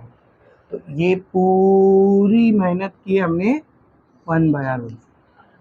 अब बाजू में कॉपी पेस्ट किसके लिए, 1 बाय R2 के लिए। ध्यान दे इधर, R2 स्क्वायर ये आया था ना, स्क्वायर को उधर भेजेंगे तो root, R2 is equal to under root R square bracket 1 plus 2L cos theta by R। सही है, ठीक है। क्या बनेगा देखिए, R स्क्वायर को रूट से बाहर निकालेंगे R, इसको क्या लिखेंगे, 1 plus 2L cos theta by R the power half. सही है, फिर उल्टा करो क्या बनेगा बोल, 1 by R2 is equal to 1 by R, बात नहीं, 1 by R2 is equal to 1 by R bracket 1 plus 2L cos theta by R का पावर माइनस हाफ। देख जो ये साइड कर रहे हैं ना हम लोग, जो ये साइड कर रहे हैं ना, उसको कॉपी पेस्ट कर रहे हैं ये साइड, ठीक है। 1 बाय R1 1 बाय R2 आ गया। अब लिखेंगे equation number 1, put 1 by R1 and 1 by R2 in equation 1। देख जरा क्या बनेगी equation 1, V is equals to Q by 4 pi epsilon naught bracket 1 by R1, क्या आएगा 1 बाय R1 की जगह 1 by R 1 minus 2L cos theta by R minus half ठीक है, बीच में माइनस 1/r2, 1/r2 क्या बेटा 1/r bracket 1 plus 2l cos theta by r bracket minus half.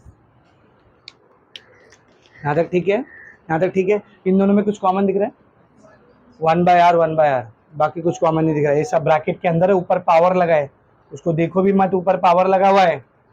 खाली क्या कॉमन दिख रहा है 1/r 1/r, उसको बाहर निकाल दे, क्या बनेगा v is equal to q by 4 pi epsilon naught r। सही है, देखना ये r जो था वो बाहर आ गया, ब्रैकेट के अंदर क्या बचा देख 1 minus 2l cos theta by r का power minus half minus 1 plus 2l cos theta by r का पावर माइनस हाफ। अब इधर क्या करेंगे, इसके लिए सिखाया था binomial expansion 1 plus X raise to N और ये 1 minus X raise to N.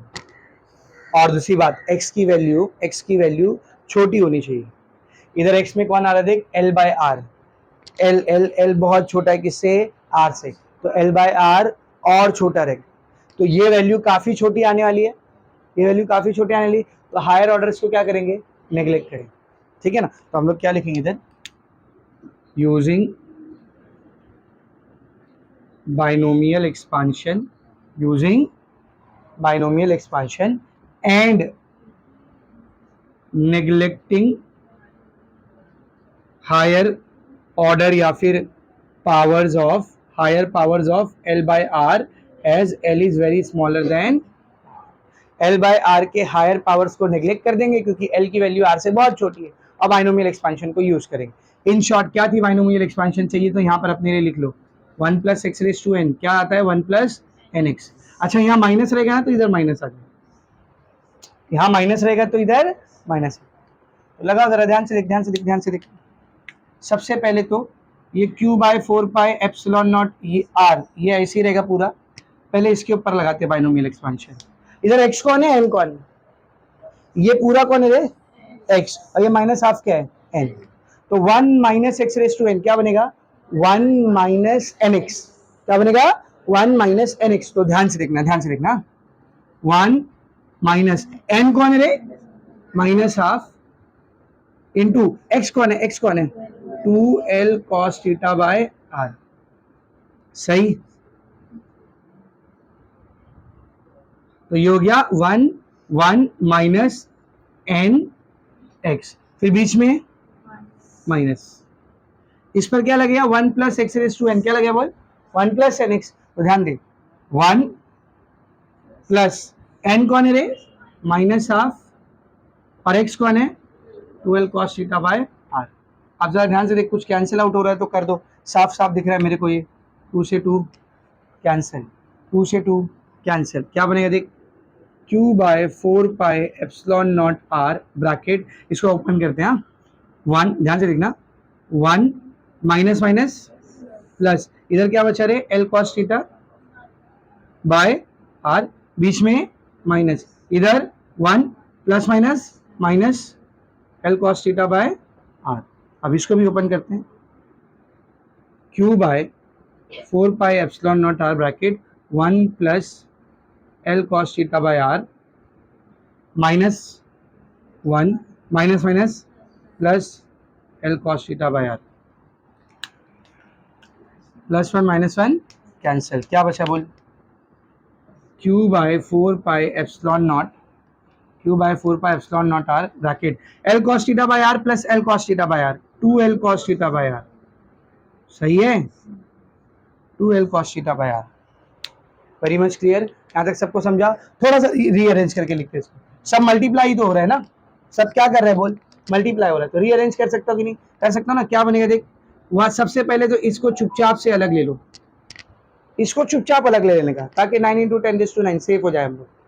ऊपर क्या बचा देख q बचा 2l बचा और cos थीटा, तो q और 2l को एक साथ लिख ले, cos थीटा को बाहर लिख ले, q × 2l cos थीटा बाहर, नीचे क्या बच गया रे बोल r × r r square. Tell me what is q × 2l, dipole moment होता है बेटा q × 2l, ठीक है, डायपोल मोमेंट होता है q × 2l, तो v की वैल्यू क्या हो गई फिर बोल, therefore v is equals to 1/4 pi epsilon naught ये Q इंटू 2L की जगह पर क्या आ जाएगा, डाइपोल मोमेंट, आगे cos theta divided by, this is the formula for electric dipole, sorry electric potential due to a dipole. समझा अच्छे से।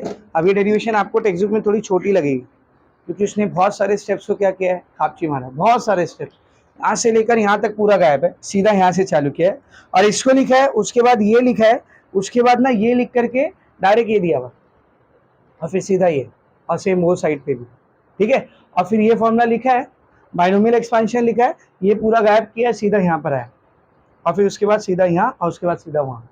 तो बीच बीच में दो दो स्टेप, एक एक स्टेप ऐसा सीधा टप्पा मार के आगे है। समझ में आ रहा अच्छे से। अभी देखो आपको ऐसा लगेगा कितनी भयंकर डेरिवेशन है सर, नहीं इतना कुछ है नहीं, एक बार प्रैक्टिस करोगे तो आसान। ये तो बेसिक अलजेब्रा ज्योमेट्री है, बेसिक ज्योमेट्री है सब, ठीक है। तो खाली ये आपको थोड़ा सीखना है कि बाइनोमियल एक्सपेंशन यहाँ पर ऐसा यूज करना, ठीक है। 1 plus X raise to N मतलब 1 प्लस एन एक्स चाहिए, तो बाजू में दूसरा वाला फॉर्मूला भी लिख दो, 1 minus X raise to N is equal to 1 minus N X. ये दो फॉर्मूला इधर यूज किया, समझा अच्छे से। अभी ये डेरिवेशन खत्म नहीं हुई, वो अर्निंग खत्म हो गई, पोटेंशियल का फॉर्मूला आ गया है, इसको वेक्टर फॉर्म में लिखते हैं, थोड़ा मतलब इसको है ना अपने अंदर हरकत, मॉडिफाई करके लिखते हैं फॉर्मूला को, तो इसको थोड़ा मॉडिफाई करके दो तरीके से लिखना है और फिर इसके 3 केसेस है, 2 या 3 केसेस है। समझ में आ रहा अच्छे से, राइट इट डाउन, लिखो फटाफट, उठा उसको, बोल हो गया, अभी पढ़ा के हो गया।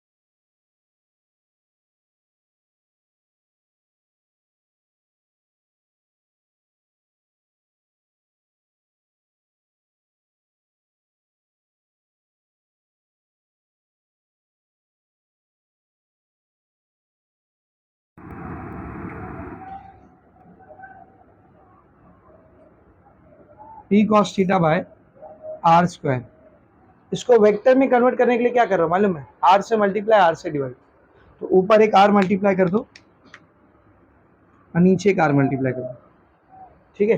तब ये क्या दिख रहा है, पी आर कॉस थीटा ना, मैंने आपको बताया पी एक कैसी क्वांटिटी है, वेक्टर क्वांटिटी, पी एक कैसी क्वांटिटी वेक्टर, इसका डायरेक्शन क्या होता है बोल, माइनस क्यू से plus Q, this is your P vector. ये कौन सा वेक्टर है बोल, पी। अच्छा यहाँ से लेकर यहाँ तक आर है, हम लोग ओ को ओरिजिन ट्रीट करते हैं ना, तो ओरिजिन से पॉइंट तक बनाया गया वेक्टर पोजीशन वेक्टर कहलाता है, तो ये आर भी एक वेक्टर हो गया, कौन सा, असल में पोजीशन वेक्टर, और इन दोनों के बीच का एंगल क्या है देख, थीटा। तो अगर मैं P vector dot R vector लेता हूँ, P vector dot R vector, तो दो वेक्टर का डॉट प्रोडक्ट क्या होता है, इसका मैग्नीट्यूड कॉस ऑफ इन दोनों के बीच का एंगल थीटा। तो देख पी आर कॉस थीटा की हम लोग क्या रख सकते हैं, पी डॉट आर क्या बनेगा देखिए, v is equals to 1/4 pi epsilon naught, P R cos theta की यहाँ पर क्या आ जाएगा बेटा, P vector dot R vector by R square into R, R cube. तो वो सेम फॉर्मूला हमने लिखा है, लेकिन कौन से फॉर्म में, वेक्टर फॉर्म। अगर वेक्टर फॉर्म में पूछा तो ऐसा लिखेंगे। Is it very much clear, ठीक है ना। अभी इसके केसेस करते हैं, केस 1 सब बोर्ड पर देखें। देखो यहाँ पे जो मैंने पॉइंट लिया है, ये ना एक्सिस पे है ना इक्वेटर पे, और कहीं तो भी है ना, एक्सिस पे है ना, ये एक्सिस होती है ना, और ये इक्वेटर। तो जो पॉइंट है ये ना एक्सिस पे है ना इक्वेटर पे है, ठीक है। तो केस 1 में क्या कहते हैं हम लोग, क्या होगा अगर मेरा पॉइंट एक्सिस पर हो, और केस 2 में इक्वेटर पर हो। तो पहले एक्सिस करते हैं। Case 1, if point P is on axis of dipole. Point P कहां पर है बेटा, डाइपोल की एक्सिस पर। सब बोर्ड पर ध्यान से देखना। डाइपोल की एक्सिस मतलब कहां पर हो सकता है पॉइंट, यहाँ पर। अच्छा यहाँ नहीं हो सकता है क्या, ये भी तो एक्सिस रहेगी ना। तो या तो ये पॉइंट P इधर रहेगा या तो इधर रहेगा। अगर ये पॉइंट P इधर आया तो थीटा कितना हो जाएगा, 0, और इधर आया तो 180। ठीक है, तो इस केस में थीटा या तो 0 डिग्री रहेगा। नीचे झगड़ा हो रहा है मजदूर, आवाज आ रही है यहाँ गली से आंटी लोग की। यस, थीटा 0, थीटा 180, ठीक है ना। यस, थीटा 0 हो गया, थीटा 180, तो कॉस थीटा कितना होगा बोल, बात नहीं। कॉस 0 1 या फिर कॉस 180 -1। तो देख v का फॉर्मूला क्या आएगा फिर,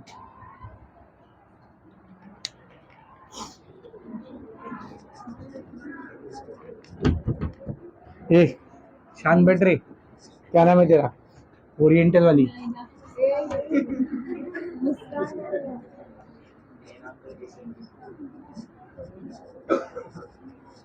तेरा कॉलेज था ना, तो जाना। जाऊंगी ना। अच्छा जाएगी, 12:30 बजे जाएगी, सही है।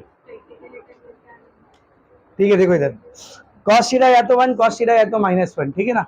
फॉर्मूला क्या था बेटा, v is equals to 1/4 pi epsilon naught p cos theta by r square.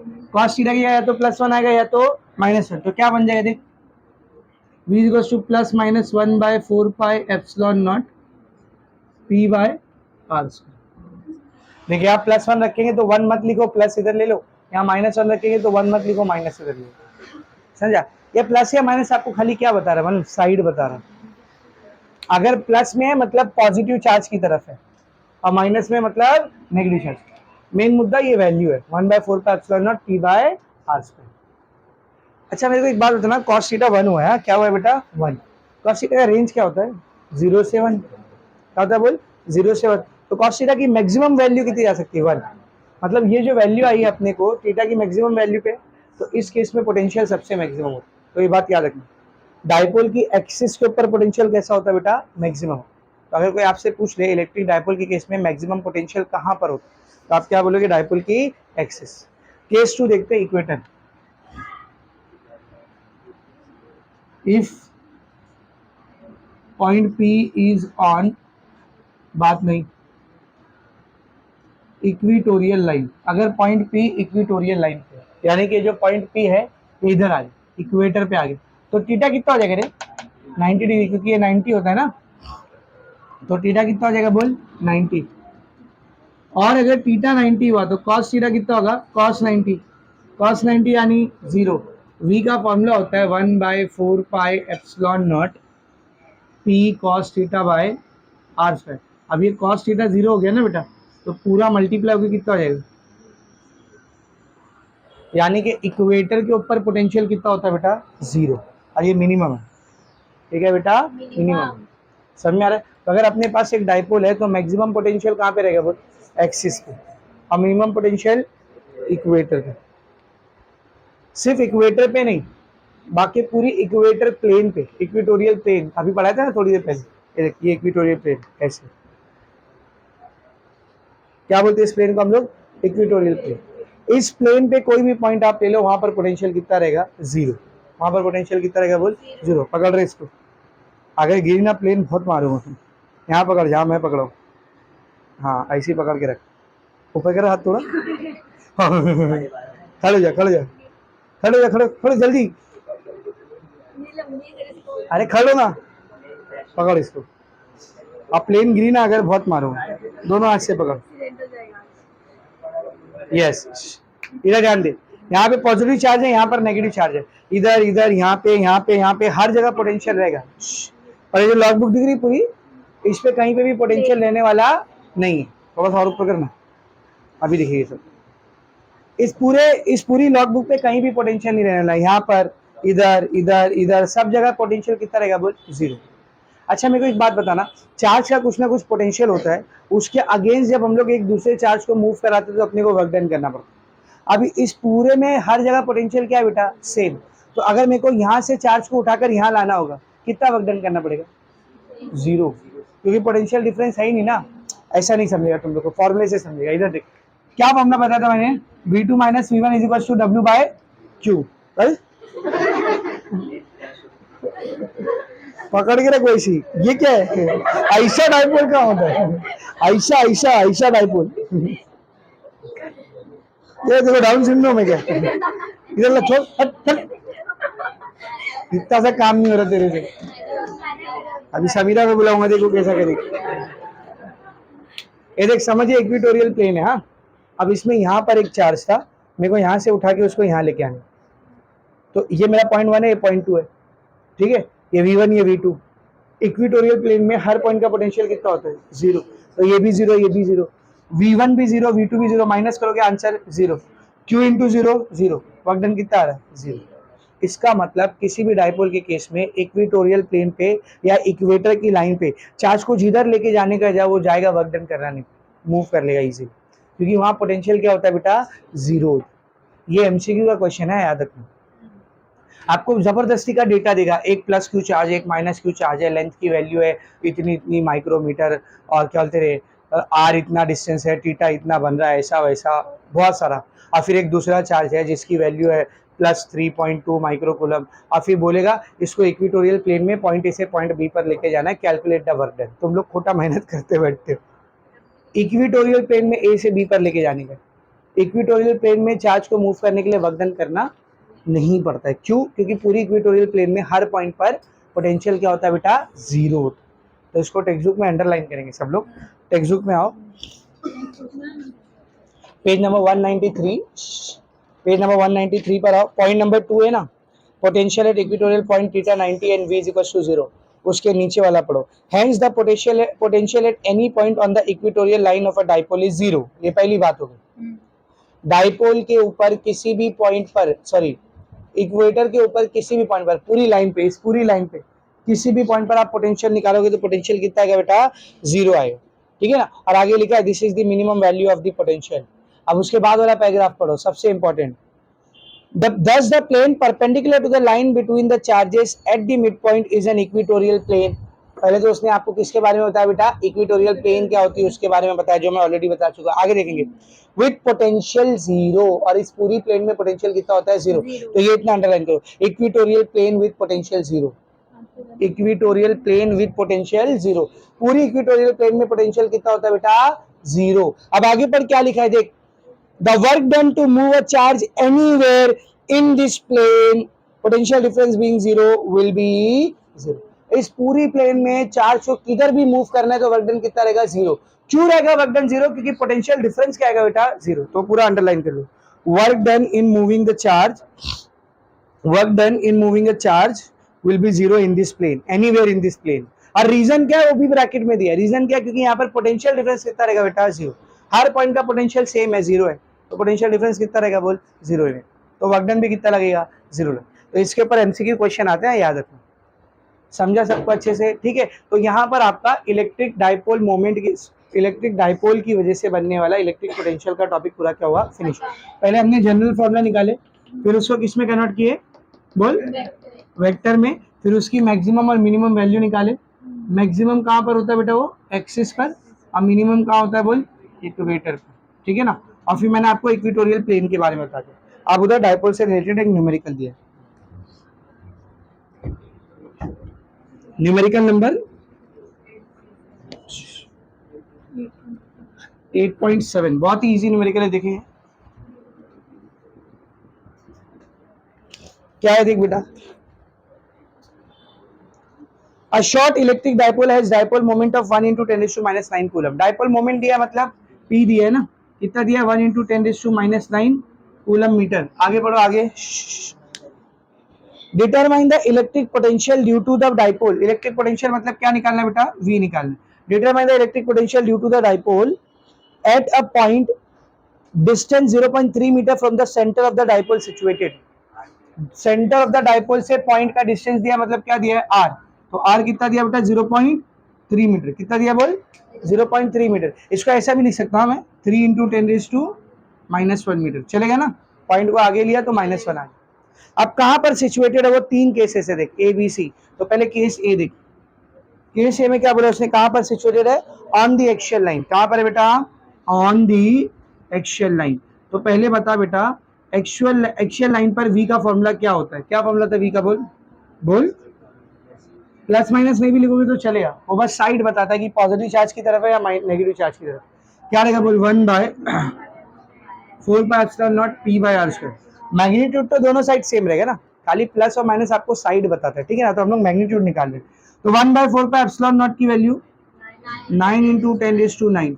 P कितना दिया है 1 इंटू 10⁻⁻9 डिवाइडेड बाय आर कितना है 3 इंटू 10⁻⁻1। आर का स्क्वायर है ना, इधर भी स्क्वायर आएगा, क्या आएगा देखिए, v is equals to 9 into 10⁻9 1 into 10⁻⁻9, ठीक है, डिवाइडेड बाय 3 का स्क्वायर 9, 10⁻⁻1 इंटू 2 10⁻⁻2।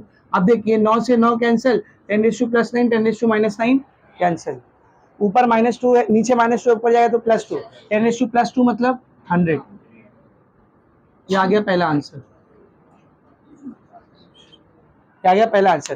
केस बी में देख क्या बोला उसने, बी में क्या बोला है, on the equatorial line, on the equatorial line. तो बेटा इक्वेटोरियल लाइन पर पोटेंशियल क्या होता है, 0। तो हम लोग डायरेक्ट लिखेंगे since on equatorial line potential is 0, therefore v is equals to 0। ये हो गया बी। सी में क्या बोला देख, C on a line making an angle of 60 degree with the dipole axis. एक लाइन जो मेरे डाइपोल की एक्सिस के साथ कितने डिग्री का एंगल बना रही, 60, मतलब ना भी एक्सिस पे ना ही इक्वेटर पे, बल्कि 60 डिग्री पे। तो ये 60 डिग्री आपको क्या दिया है, थीटा, ठीक है ना। तो थीटा कितना दिया हुआ है बोल 60 डिग्री। तो अब इस केस में कौन सा फॉर्मूला यूज करोगे बोल, जो जनरल फॉर्मूला क्या था 1/4πε0 p cos theta bye r²। तो 1/4πε0 9 इंटू 10⁻⁹, p कितना है 1 इंटू 10⁻⁻9, cos थीटा कितना है रे 60 degree, divided by r, how much is r 3 into 10⁻⁻1 the whole square.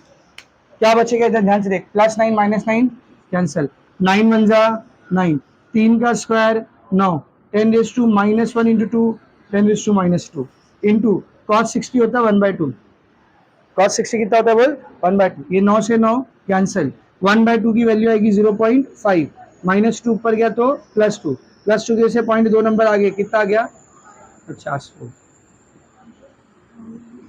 Easy बेटा, ये 3 मार्क्स तक भी आ सकता है न्यूमेरिकल, कितना आसान है देखो, समझा। तो डाइपोल का एक बहुत ही प्यारा सा न्यूमेरिकल, तीनों टाइप का फॉर्मूला इसी में आ गया, एक्सिस का भी, इक्वेटर का भी और जनरल भी, समझा। Write it down, then you will take the break.